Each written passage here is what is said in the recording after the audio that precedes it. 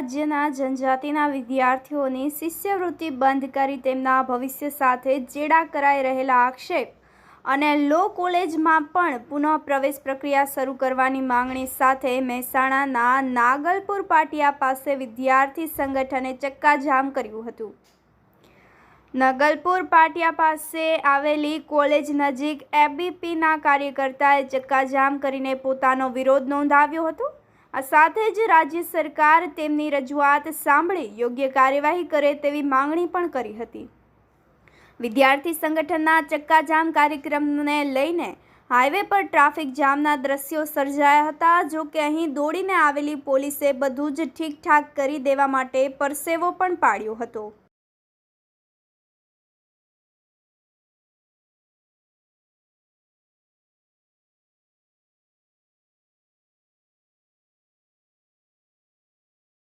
गुजरात सरकार द्वारा 2-3 महीना पहला एक परिपत्र करवामां आव्यो के राज्यना गरीब मध्यम वर्गना जनजाति समाजना विद्यार्थीओनी स्कॉलरशिप रद्द करवामां आई।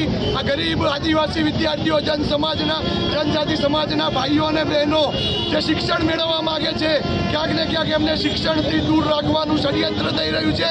त्यारे विद्यार्थी परिषद आज समग्र राज्यनी अंदर मुख्य रस्ताओ रोकी अने गुजरात सरकारने स्पष्ट रूपे चेतवणी आपे छे कि आवनारा समयमां जो स्कॉलरशिप शरू नहीं थाय, गुजरातनी बंद पड़ेली लोनी कॉलेजो शरू नहीं थाय तो विद्यार्थी परिषद आनाथी उग्र थई अने जरूर पड़शे तो हजारों विद्यार्थीओ फरीथी गांधीनगर भेगा थशे अने विद्यार्थी परिषद आ विद्यार्थीओने ज्यां सुधी न्याय नहीं मळे ત્યાં સુધી એમને પડકે ઊભું છે।